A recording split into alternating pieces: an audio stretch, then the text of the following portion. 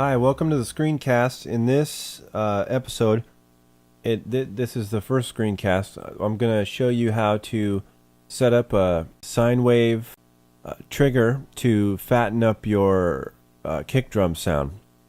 I like to add a little bit more low end if you have a thin kick drum. So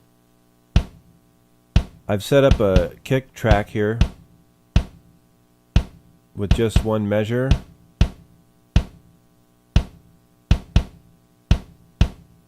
And I've also got a sine track, and I'm going to add a little bit of support to this kick track. So the first thing you want to do is find the sine or the signal generator in Pro Tools here, and you can find it under Other. And it won't matter if you have LE or HD, because it should be down here. Yeah, see, it's in either one, the RTAS or the TDM. For this version of the video, we'll just use TDM. So as you can hear, the signal is just going to keep ringing and ringing until we put a gate on here. So that's what we're going to do. Grab a gate real quick and drop the threshold down so that it kills it, or pull the threshold up, I guess. And then you can hear it's still kind of ringing there. So what did I find out before? Oh yeah, the ratio, got to just slam that. And then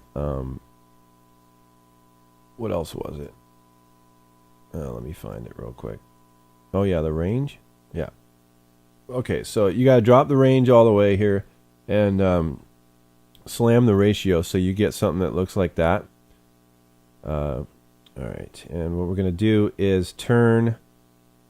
Now, since our click track or our kick track here is we need to support that, so we're going to send. We're going to set up a send to, let's say, bus 1 from the kick, and we're going to make that pre-fader, and we're going to put it at unison here. So we've done that. Set up a bus, send from the track that you want to add something that you want to use as the trigger, and send the signal pre-fader. You could do it post, I'm sure. It's not, it's up to you, but this is just cleaner for me. So and so that's done, and then you got to come in here to your gate, and because the signal is going to be on all the time, so you want to come in here to your gate and set up the key trigger, the key input here, and we'll do bus 1 because it's sending from here. So we're going to do bus 1, and we got to turn the key on. And now we should be able to hear a little bit of playback.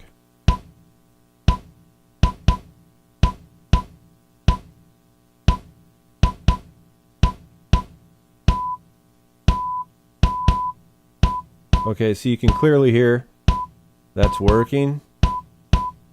Maybe we can drop the volume down a little bit.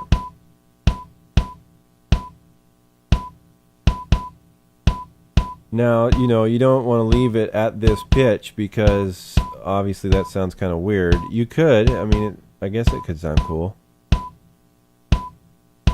for some kind of electronic music. Anyway, all right, so let's drop the frequency. Now, what is a good frequency for subs? Let's say 80. Let's start at 80. So why don't we just type that in here? Yeah, you can hear that's starting to work already. And that kind of sounds like a tom a little bit, though.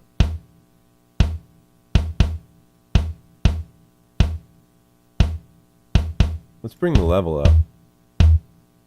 Wow, I hope that's not distorting. Drop that down.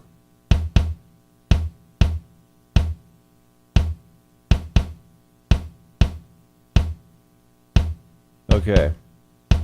Square, maybe? Okay. That's kind of cool, right? Alright, anyway. Back to business. So, let's turn that up. I'm sorry. Alright, that can get a little annoying, so let's stop that. So what we're going to do, we've got it at a pitch that we like. It's 80 hertz so far. We're going to change that though. We're going to make it lower.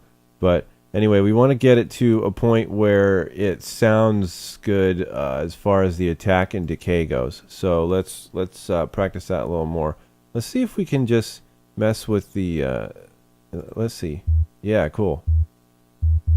Okay, anyway, let's speed things up a little bit. So now let's drop the frequency of this just a bit more. Let's kind of just go by.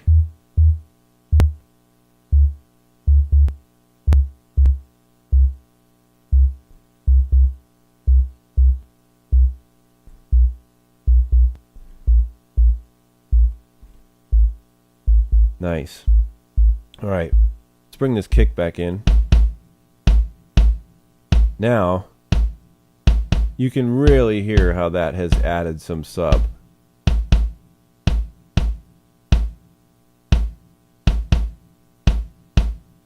Now, if you're mixing this with a rock song, I think you're really going to want to, or with any kind of song, I suppose, you're really going to want to check your bass, your like lower rhythm frequencies, because you got this sub in here now. And you're not, it can interfere with your other bass frequencies, so that's going to be kind of wacky. But if you know what you're doing, you can kind of carve out the sound a little bit and make room for it. Mess with the frequency of this sine wave a little bit more. I love the way that sounds. I'm just going to let it go a couple more times.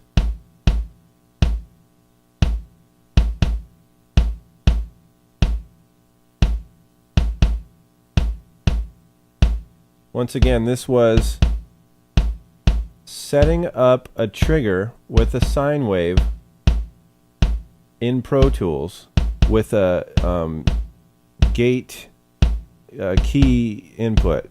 So that's quite a description, but that's exactly what it was. So here's your gate key input working with your sine wave. Thanks for watching.